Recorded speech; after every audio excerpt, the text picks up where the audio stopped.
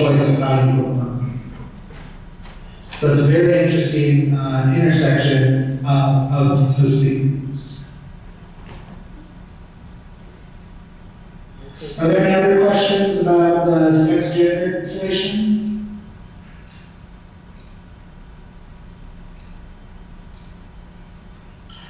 Okay, then I think the best way to go here, well, I guess we can start going through these affirmatives. We'll start with hydrofeminism. Now let me ask this question. Does anyone know why it is that the ocean is tied to a feminine identity? Greek mythology? Greek mythology? Greek mythology? Yeah. Okay. Interesting. I haven't heard this hydrofeminism argument, so I'm going to figure out. Is there, so just Greek mythology, the ocean was defined as feminine? Right. That's the same thing with the Sirens Act.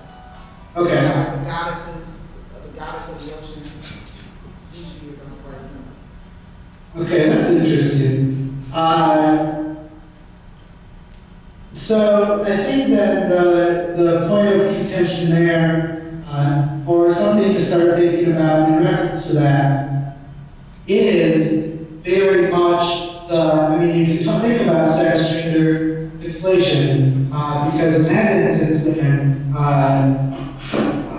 this cat just wants to be a star. In that instance, it does seem to conflate kind of the way that stories would talk about women with femininity, or at very least, kind of think about the identities that are excluded by the notion of sex and gender that are supported by that affirmative. So for example, with hydrofeminism, is it possible then for a feminine, for a feminine male to reclaim this connection with the ocean? Is it possible for someone who is transgender to claim this? And I'm not sure how that works with that theory. When we go on a break, we're going to look up some stuff and try to figure that out. So if that's the cyborgs apps, those are a little more complicated with the sex gender conflation. But certainly when we talk about traditional IR feminism, we can see how a lot of those arguments can link to this. Another way to think about this is through cross-examination. So do the teams that read these arguments frequently posit these arguments in terms of male and female, as in like men cannot understand the relationship to ocean, or women are more peaceful, women have a more natural connection with things like the ocean? Are those arguments that people are making? Yes. Yes? Yeah. Okay, that is that. Does everyone see how that kind of falls into the conflation of sex and gender?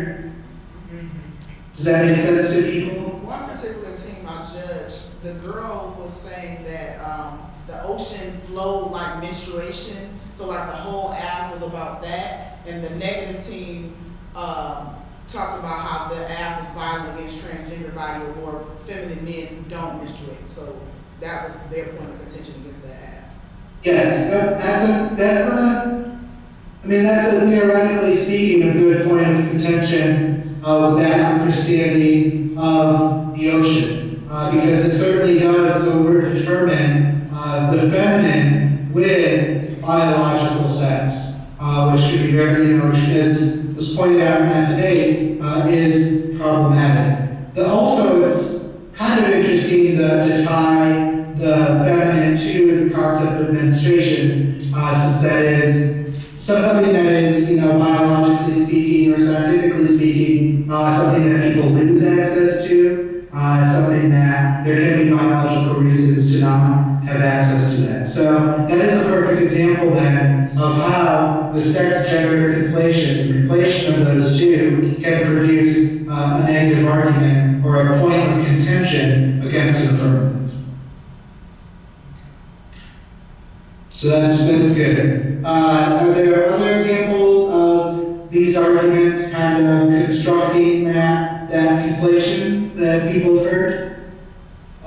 One into earlier on in the year was about how Ariel, it had to do more with queer, but it did have like the hydrofemininity tied into it. They talked about how Ariel underwent painful changes just to grow legs so she could fit, well, how they linked it was so she could fit into the white man's world or something like that. That's how it was ran in this particular affirmative. Okay, good.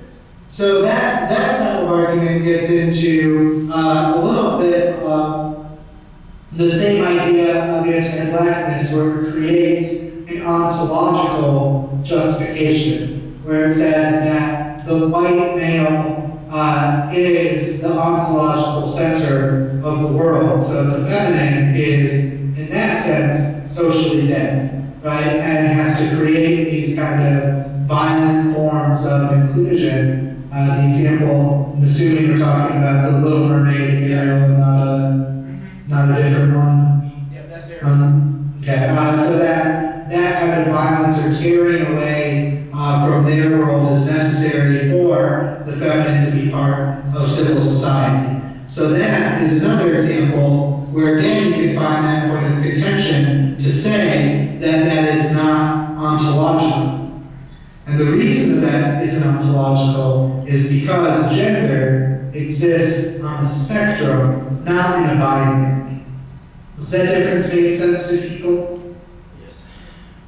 So it is not, gender is not simply masculine, feminine, you're one or the other, right? But instead, it's much more complicated than that. It's a spectrum. So you could be, masculine speaking, but feminine writing. You could be masculine walking, but feminine dancing. But that binary is one that is deconstructed. So when teens start making claims about the ontological nature of masculinity, then again, they kind of deny the binary of gender.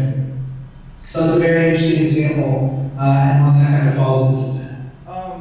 The way that I ran into another team who tried to run with Ariel, they also tried to break down the binary between masculine and feminine. But when I asked them in cross-sex, if I identified as a female, would I be included into their AF? They tried to draw, what they were trying to do, they were trying to break down the binary between sex and gender when it came to their AF, but when I tried to be included in that, for the sake of winning the debate, they tried to draw the line specifically on sex. Like, I don't understand how hydrofemininity works, like how you said, how it either works on a spectrum or a binary. I don't understand how they can draw a line which way and then radically go to the left off a cliff with another. And that's a very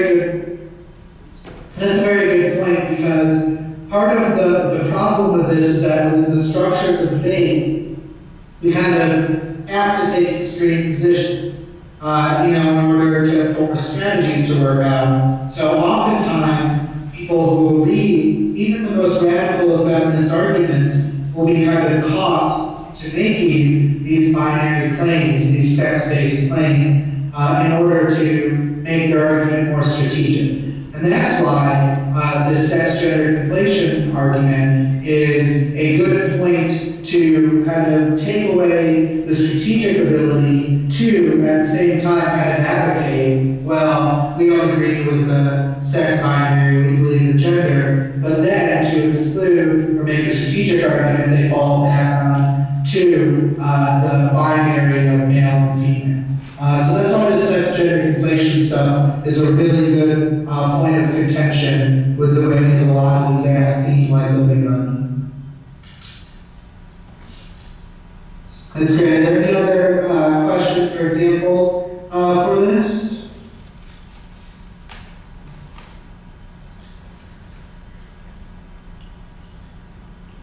Okay, well, at this point, I kind of have to use the restroom, so I'm going to mandate a break. I'm sorry, Al. And Gabe, we do have the pizza here. Oh, perfect. It will take a Everybody wins. 5-minute break, so we can bring your pizza up here as long as you don't mess up the seats too much and throw everything out, when you're done. So if you brought a sandwich or something like that, you know, there are plates, napkins, water, and pizza back there. Craig, if you would like to take it, okay, take the pizza. Don't get it. Take 2 pieces each to begin with. There's both pepperoni and cheese only. Okay, and I'm gonna take a 10-minute break, give people time to eat, and I will be back after that. Okay, thank you. Thank you. Yeah.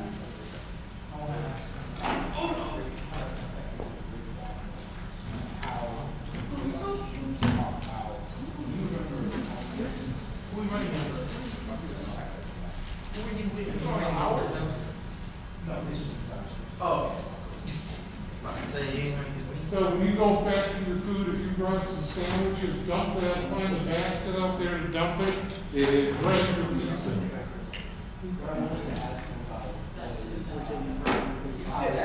No, I am,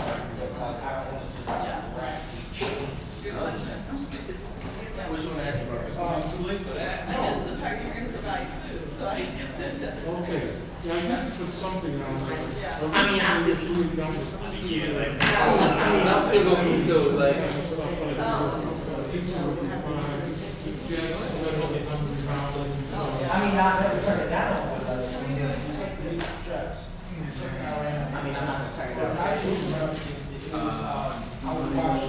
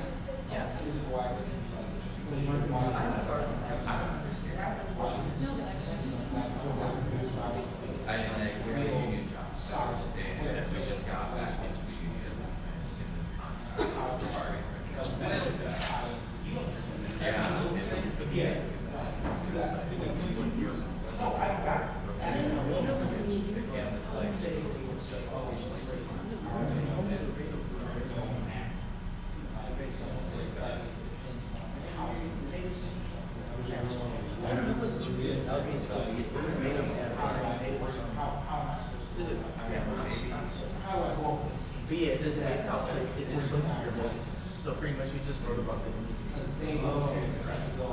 Jacoby, remember that indigenous nation that we had? Yeah, he tried to include the chair. So, okay, cool. So they just we're down. So yeah, yeah, that's what we're doing. We would have won if our judge didn't. If our judge would have told us that no. All I gotta do is just I don't know. I ain't lost that. I ain't lost that. You never played down. What's the new field? You know, we I never played many kids. I never lost. You mean the dude, the Jewish keeper? That was country day. Yeah, they played one dude with the broken arm. Oh. Wow. How did he get to that conclusion so fast? Yeah, this is I always did it when I was.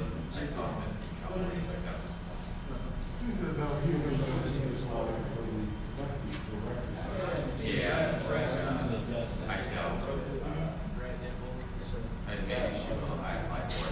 I love they posted trying to say the same thing. And they're like, man, close the app. Every time he does a book quiz, we go. was extending violation. Really? That was a total different. But then you also get a code cap. Right. USC, the person was over there. Yeah, because I said today that we had a violation, but I didn't extend what the violation was. So he said, if y'all want to extend the violation. So why did you because it was all run out of time. You know what? I was young at that point. Excuse me. I don't know. It's like the first debate of the season. Exactly. I came off of rusty. I was rusty. You were rusty from coming back. There's no way I can win the hell out. Oh yeah, it was fun though. Had a good time there for the record. You couldn't mess up with the Well, folks, if you want to go over to the go ahead. Other slides, go ahead. Accomplishment. So, yeah, let's see what happens. Give me 22 out of 66 to fill out. He's a 27 speaker. He think he the best. We still got the record. It's all good though. How is y'all, bro?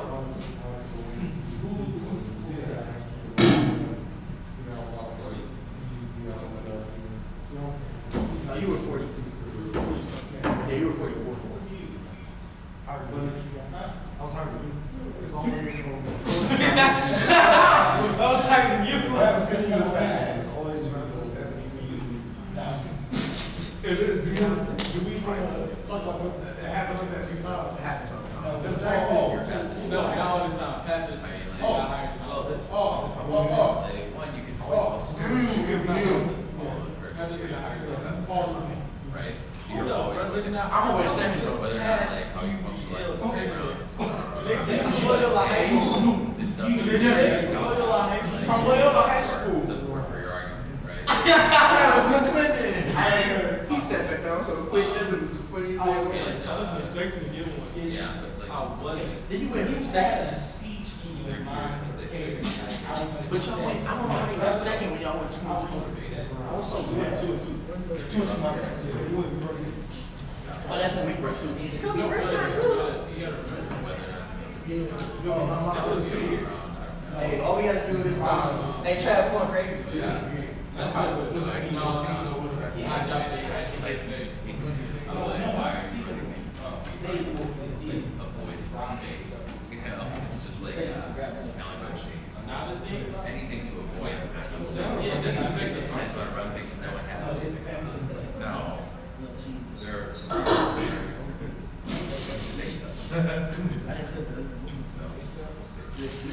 Take more pizza if you want. I expect a few more people to like.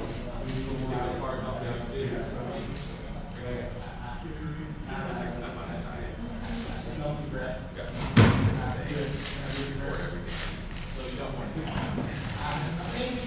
I'm really contemplating. He knows he wants to eat because he's hungry. He doesn't want pizza.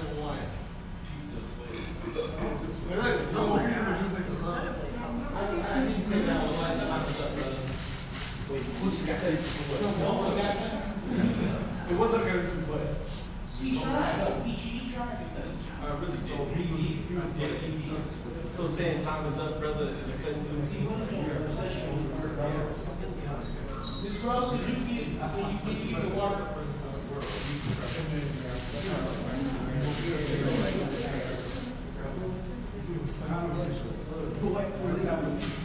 I didn't try to cut it to you. It didn't work. No, it's not because it's looking good. No, it's not. Listen, you started to fight too. He'll know when you got cut into. Yeah. Okay, so If I would cut to you, grab the slides, go back in the Ideas. this game. Miss Gross, did you get water? Grab the water. Did you get water? I got you. I didn't ask you. She got to be Salvation she will. Oh, and that was for me. Oh, that was for me. No, it's not. Tell them to get the woman can do this. Yeah, someone's not being lazy. Tell them to get up here. She said it wouldn't hurt you to walk. Wouldn't hurt you. And this is like a Think about it. That's That's usually what doing I'm stuff.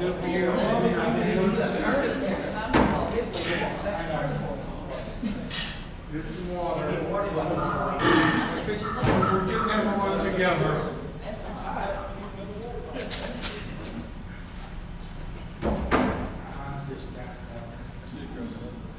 We're getting everyone together. Okay, come on down, grab your stuff. Everybody sit.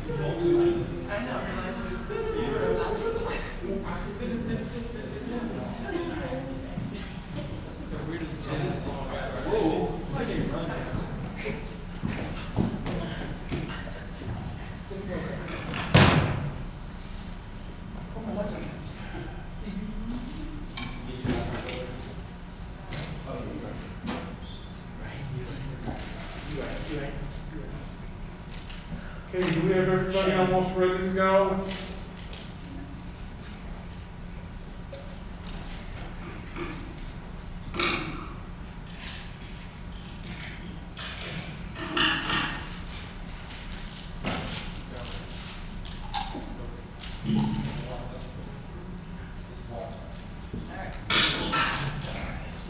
Okay, Gabe, I think we're about ready to go. Okay. Great. So one thing that I think, if we're talking about negative strategies against these affirmatives, I've done a limited amount of research in the last few minutes and kind of thought about it. I think a good point of contention to bring up with these arguments is a question of whether or not identity is fluid.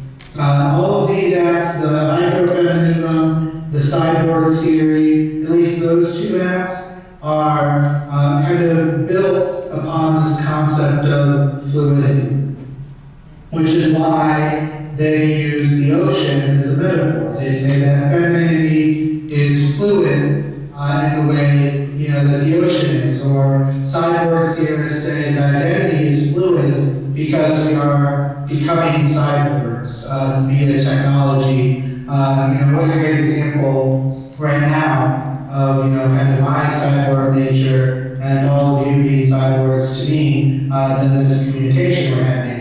It's that fluidity that these two acts specifically are kind of tied to. So I would suggest, as a point of contention, criticizing fluid identities. And I think there are two ways to do this that are the two kind of simplest directions. One is with a critique, an anti-blackness critique, a critique of Afro-pessimism. How many people run that argument on the negative? I've got that one there that does.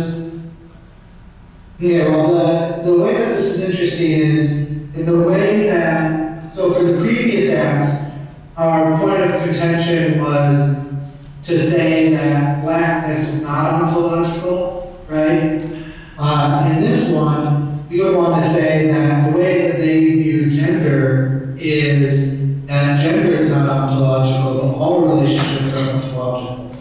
The concept of fluidity is one which a lot of authors say is pretty neatly equated with whiteness. The idea, and it's a pretty simple argument to kind of wrap your head around.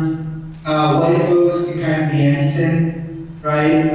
But blackness is something that marks a body and denies it its fluidity as far as identity goes. At least it's fluidity to civil society. So, for example, people of European descent are, in different kinds, American, Italian, German, whatever they want to be. There's fluidity in that identity, but for people who are marked by blackness, that fluidity doesn't exist because you are black, you are the anti-identity. So that's kind of an anti-blackness critique of fluidity that I think is a pretty good way to create a point of contention. So you would say, you disagree that identity can be fluid and shifting, and our explanation of the world is that anti-blackness structures these social relationships not simply identity. Does that make sense? What doesn't make sense is, are we talking about specifically visual aspect, like black people can't be anything, or are you talking about like the whole blackness theory under anyone who isn't a white male is starting to be black? It kind of works in both directions, but I was more specifically addressing the Afro-pessimism kind of ontology question, which is that blackness is an ontological question, which is not one that can be shifted within civil society. Does that make sense? Yeah, thank you. Yep. So that is kind of one way that I think I would look for apps to make claims about fluidity. Am I correct? Are these permanent, all be claims, some sort of claim fluidity? Yes. Okay. So that's the point of contention that I think I would look for against these to question whether or not fluidity is accurate for identity. Then another approach you could take is a kind of traditional Marxist approach, which says that fluid identity is a tool of capitalism because it kind of creates identities that can be sold to more or less, and that the only true identity is a static identity of class. But I think that in coming together with our theme of finding a point of difference and finding alternative theory, anything that says fluid identity, I would say your point of contention is fluid identity, and your alternate explanation can be a lot of different theories, but I think the strongest would be either a critique of capitalism or critique of dialectics. Are there any authors specifically that talk about fluidity being whiteness?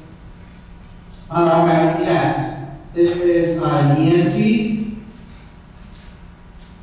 Is his name? I forget the name of the article, but I'm creating a list here for pieces of evidence to send you all's way. I'll include Yancey and fluidity as whiteness as one of the categories of things there. Is there anything I should mention that if at any point anything where you want evidence on anything, what I'm going to do tomorrow is put together a file of evidence that kind of supports all of this stuff that I'm saying.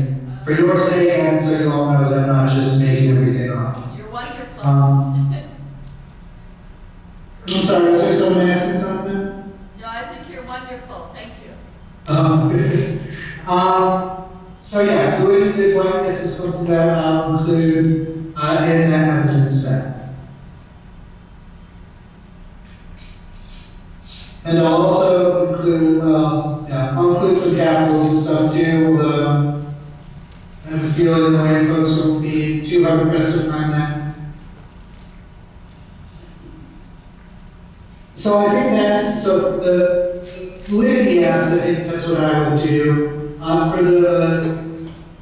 There's also the problem, I think, for the more traditional feminist affirmative, beyond sex gender inflation, is also the question of intersectionality, I think is a good critique to read against that, coupled with some black feminist literature.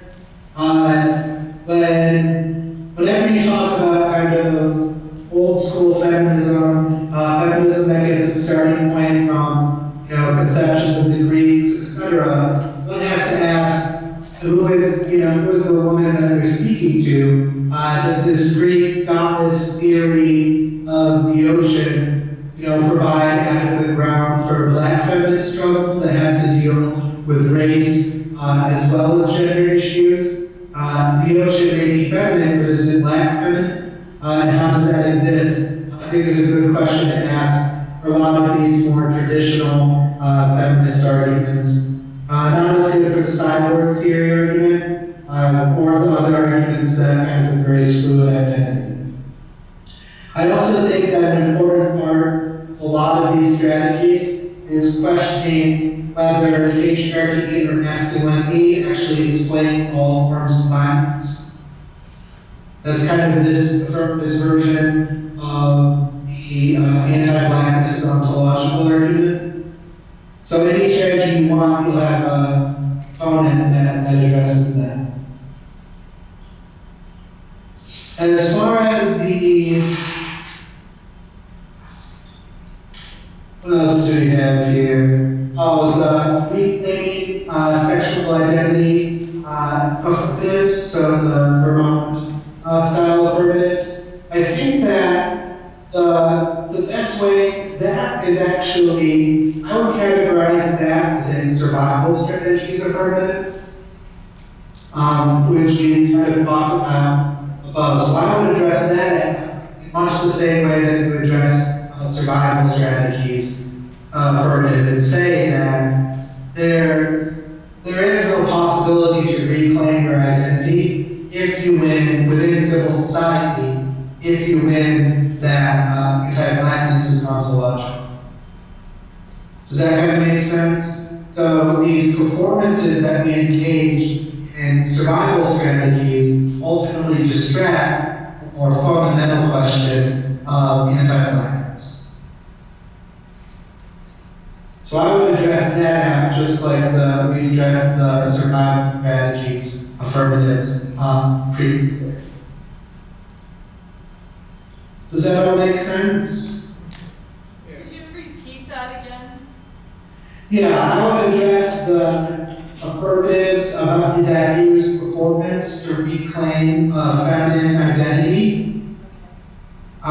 So performances that use dance is a common one. You can treat those, strategically speaking, the same way you would treat survival strategies of because that performance is their example of a survival strategy. Okay.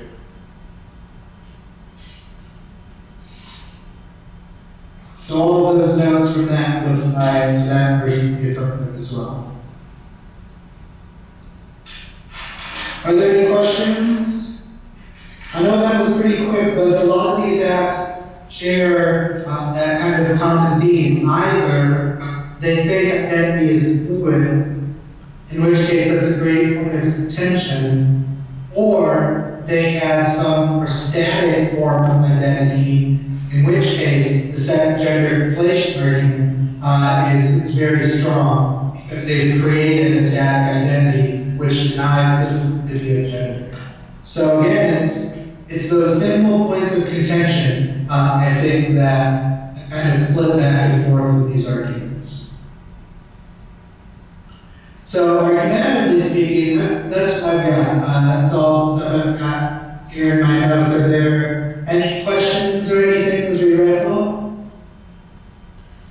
How do you answer when you have two females presenting the feminist argument and two males going against them, and they say you can't possibly understand, that it's beyond your realm of understanding because you're not feminine? Can't relate, you can't possibly get to their point. You still attack it ontologically? Yeah, I think it's a tough position, especially I feel for younger students. But, in some ways the argument is just that that's why it's really helpful to just create small differences. And that's why I think that's important, because it's much different to walk in and tell somebody, you shouldn't be doing this, you shouldn't be doing this is not the right space for you, etc. As young men telling young women that obviously has a lot of problems. But if you carve out small parts of difference, then you can say that these points of difference are ones that are accessible to debate. If you don't, the two young men going negative against young women talking about feminism don't have to deny patriarchy or masculinity or any of that, but they can posit kind of alternate theories without saying to young women, you don't know what you're talking about, or without telling them, that their experience with the world is incorrect.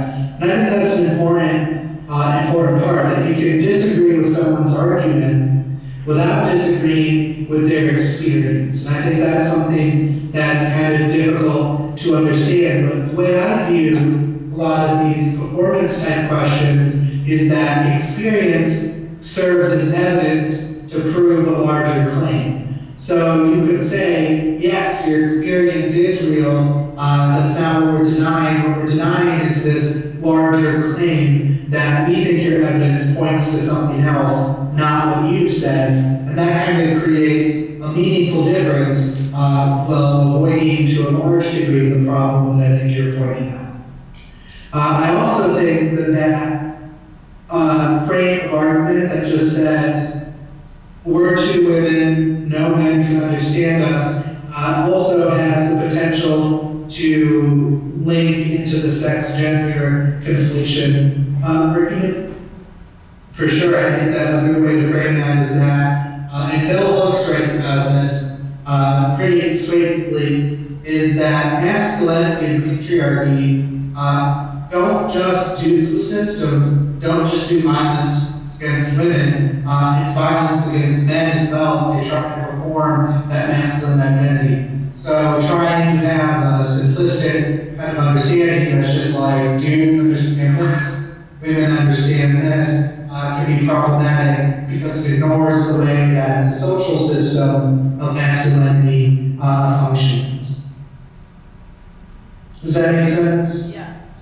Okay, that's kind of a long answer, I apologize. I ranted a little bit about stuff. Gabe, this may fall under the concept of survival skills, but do you think there's a viable strategy in supporting or advocating for some forms of progressive reformism, be they nonviolent activism of some sort, as an alternative methodology? Absolutely. I think that the kind of progressive reformism arguments are quite good if they beat the ontology arguments, which is why I think those have to be a starting point for any argument. But certainly, reformism is a great strategy, strategically speaking, against a team which refuses to engage with institutions. But again, the first part of winning that strategy is winning that violence that the affirmative outlines is not ontological. Because if you can't do that, then reform within civil society seems rather non-advantageous, I guess. But certainly reformism tied with that argument can be a very successful negative strategy or affirmative answer.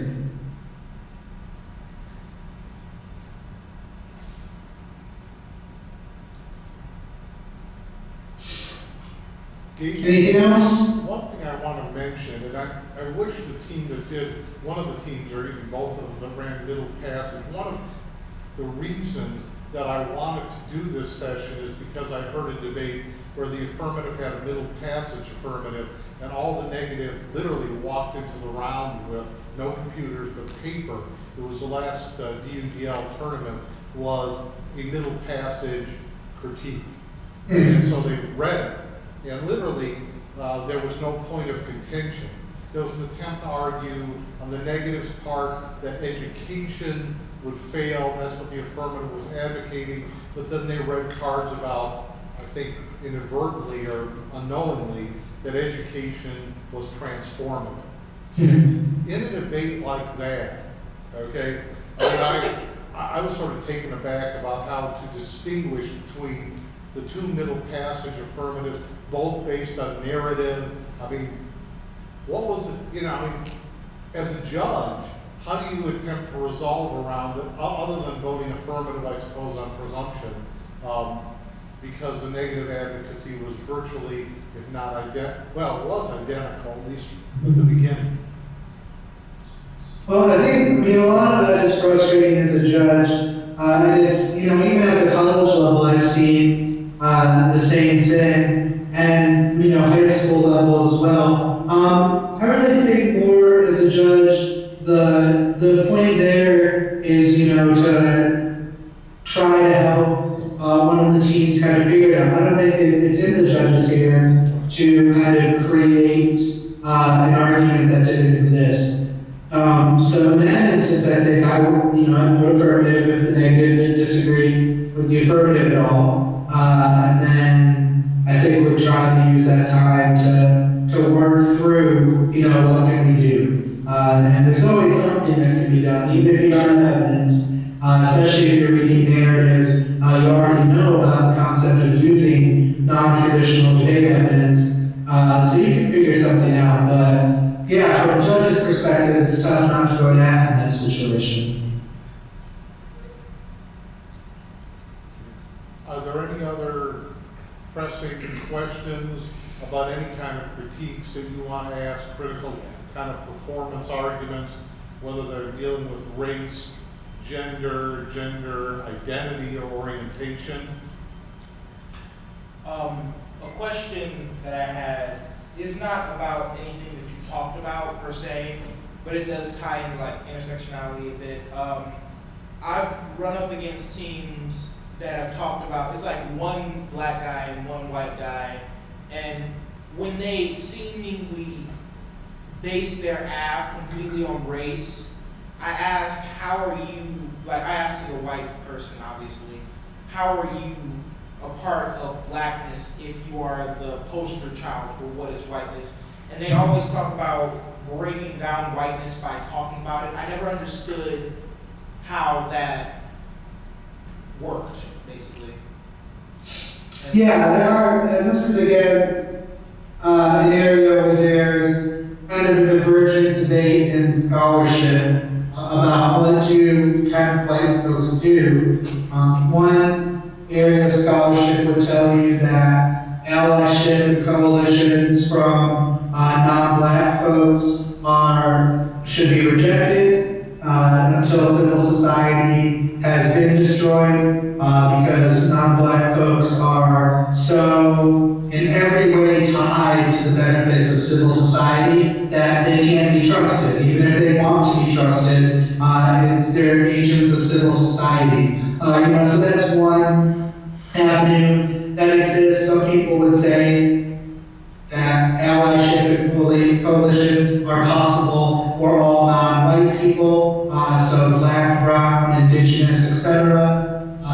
And some people, the kind of Tim Wise is an author that talks a lot about the responsibility that white folks have, but some people would say that the constant criticism by white folks is a necessary part of addressing anti-blackness. So there are areas of confusion within each of those, but I think it's cool because it allows for kind of diversity of arguments to be made about how our performances and how these coalitions function. But if you want to look into that, there's certainly a lot of literature about allies and coalitions that can produce kind of negative strategies, I guess. But as far as the answer to what are they talking about there when they say that, there is some literature that says that kind of constant iteration by white folks is a good component of breaking down anti-blackness. Now,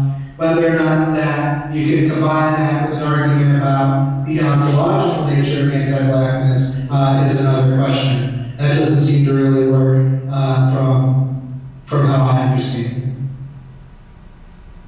How is it, how wouldn't it be ontological if people are trying to break down what they see themselves as?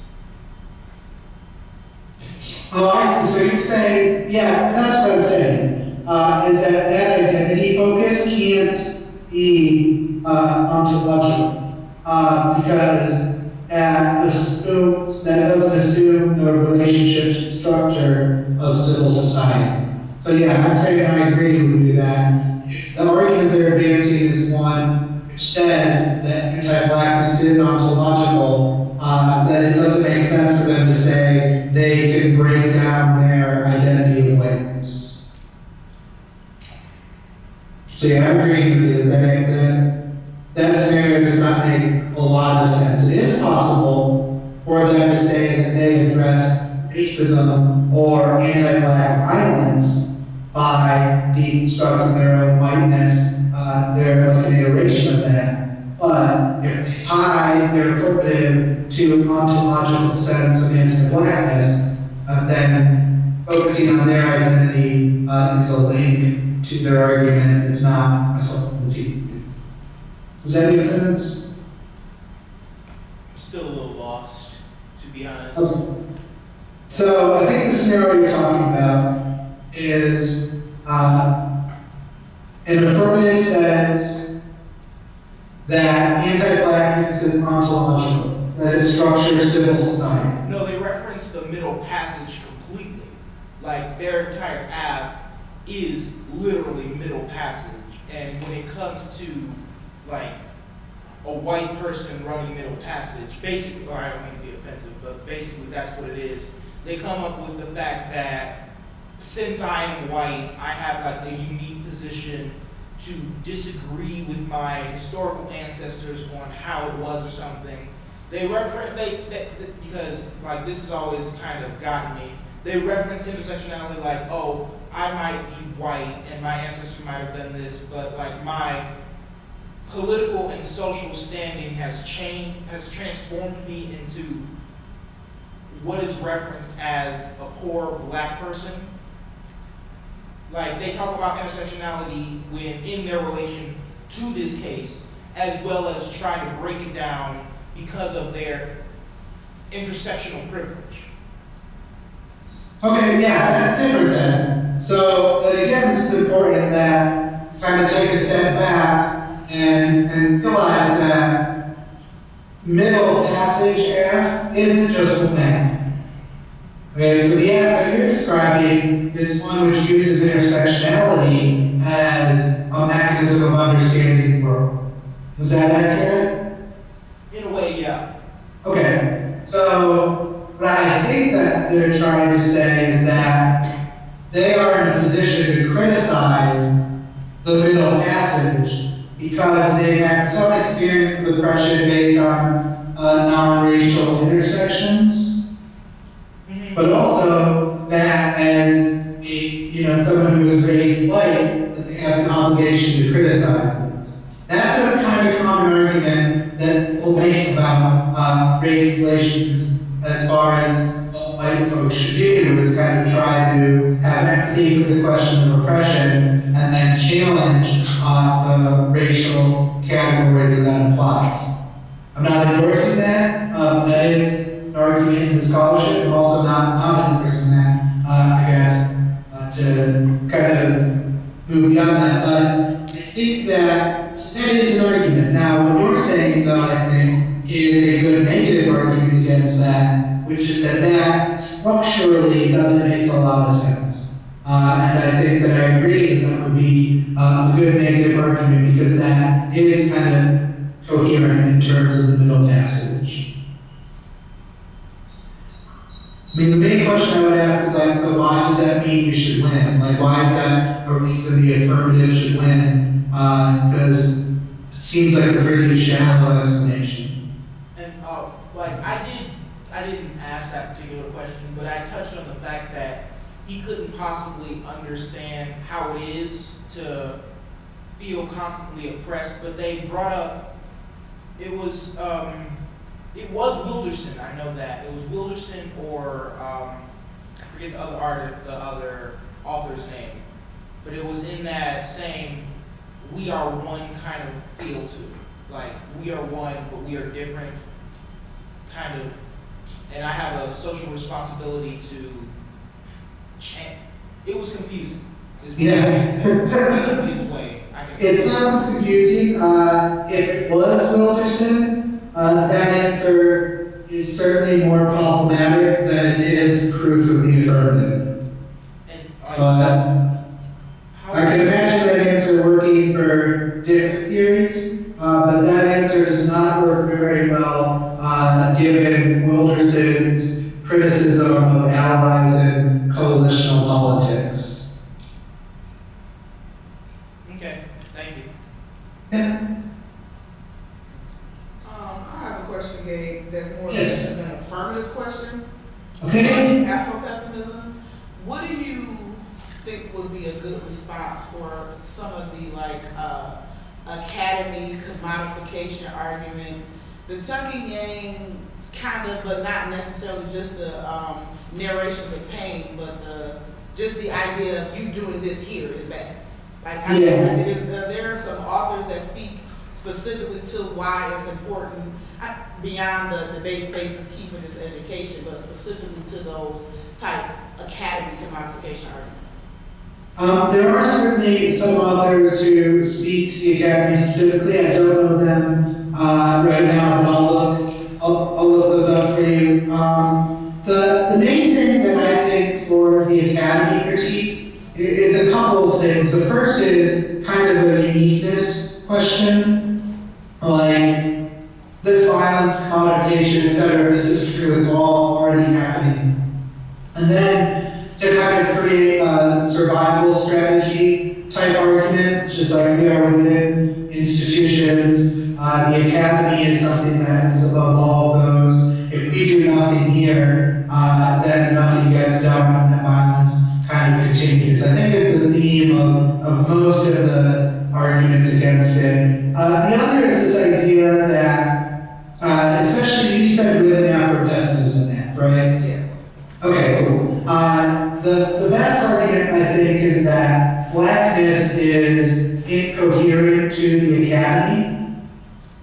So the academy cannot co-opt something it cannot understand. It can't use the affirmative in a way that's productive for the academy because of its incoherence to structures of civil society and the academy. And I think those two are kind of the main, does that make sense? Yes.